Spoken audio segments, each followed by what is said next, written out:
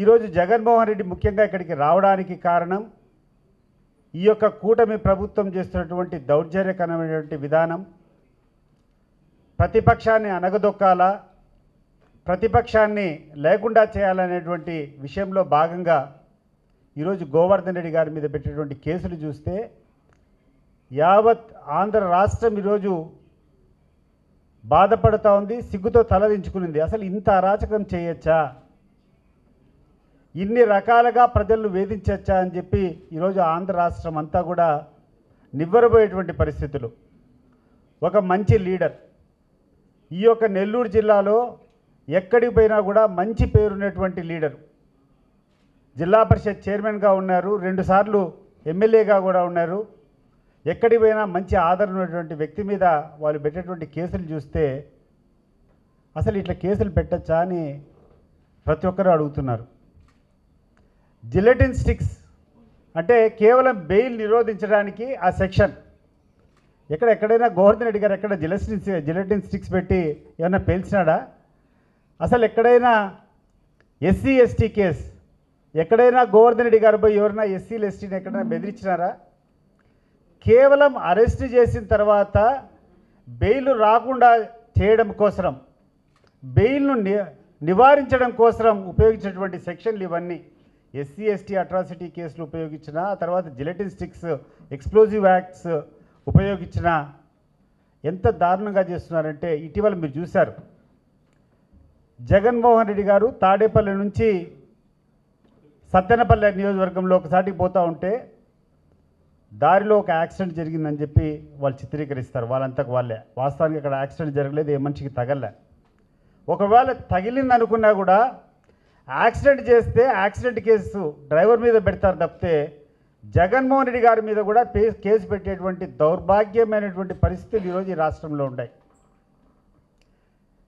ఇంకా చూస్తే ప్రసన్న కుమార్ రెడ్డి ఇంటి మీద దాడి చేయడం, ఏ రకంగా దీన్ని సమర్థించాలో ఒకసారి మీరందరూ కూడా ఆలోచన చేయండి.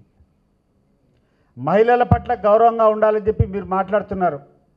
మరి ఆ రూల్ ఒక్క ప్రసన్న కుమార్ రెడ్డికే వర్తిస్తుందా, రాష్ట్రంలో ఉన్నటువంటి మిగతా నాయకులకు వర్తించదా అని చెప్పి నేను అడుగుతున్నాడు.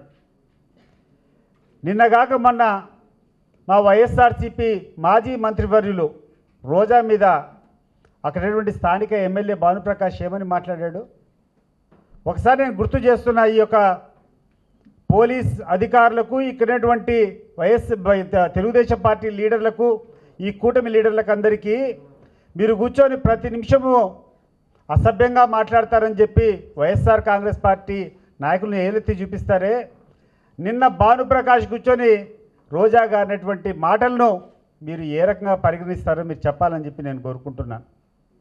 మీ లీడర్లు చేస్తే ఒకటి, మా లీడర్లు చేస్తే ఒకటి అని చెప్పి నేను అడుగుతున్నా.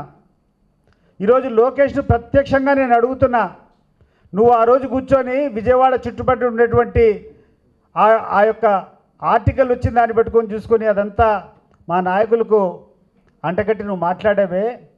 నీ మామ బాలకృష్ణ ప్రాతినిధ్యం వహిస్తున్నటువంటి హిందూపూర్ నియోజకవర్గంలో ఏం జరుగుతుంది? నీకు సంబంధించినటువంటి తెలుగుదేశం పార్టీ నాయకుడు ఓపెన్గా కూర్చొని హెల్త్ డిపార్ట్మెంట్లో పనిచేస్తున్నటువంటి ఒక కార్మికురాలకు ఫోన్ చేసి మా లీడర్ యొక్క వాంఛ నువ్వు తీరుస్తే తప్పితే నిన్ను ఉద్యోగంలో కొనసాగించాలని చెప్పారు.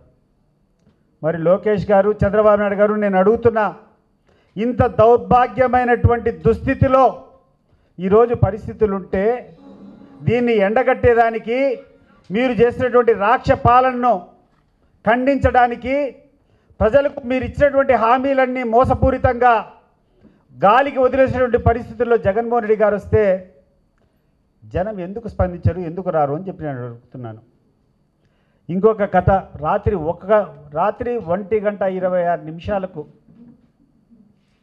ఈ యొక్క 2 టౌన్ ఎస్ఐ రాత్రి 1:26 ఒక మహిళకు కూర్చొని నోటీస్ ఇస్తాడు.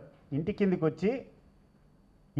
వచ్చి నేను నోటీస్ ఇవ్వని వచ్చినా నువ్వు వచ్చి నోటీస్ తీసుకో అంటాడు. ఇదే మీరు చేయాల్సినటువంటి పరిస్థితి? అర్ధరాత్రి ఒక మహిళను లేపి నోటీస్ తీసుకోమని చెప్పి 1:26 ఇస్తే అసలు ఎక్కడికి పోతున్నారు, మీరు ఏం చేస్తున్నారు? బహుశా ఇక్కడటువంటి ఎస్పీ యాక్చువల్ ఎస్పీ ఈ యొక్క దౌర్భాగ్యమైన పరిస్థితులు చూడలేక నాకు అనిపిస్తూ ఉంది. వీళ్ళు చేసేటి ఈ అధికార పార్టీ పెడుతున్నటువంటి ఒత్తిళ్లు, నిస్సిగ్గుగా చేయమైనటువంటి పరిస్థితులను నచ్చకనే లీవ్ మీద పోయినట్టుంది. ఈరోజు ఎక్కడో పక్కన జిల్లా నుంచి తెచ్చి వేరే అధికారిని పెట్టారు. ఆయన కోరుతున్నాను, ప్రజాహితంగా వ్యవహరించు, చట్టాన్ని అందరికీ ఒకటే రకంగా చేయి.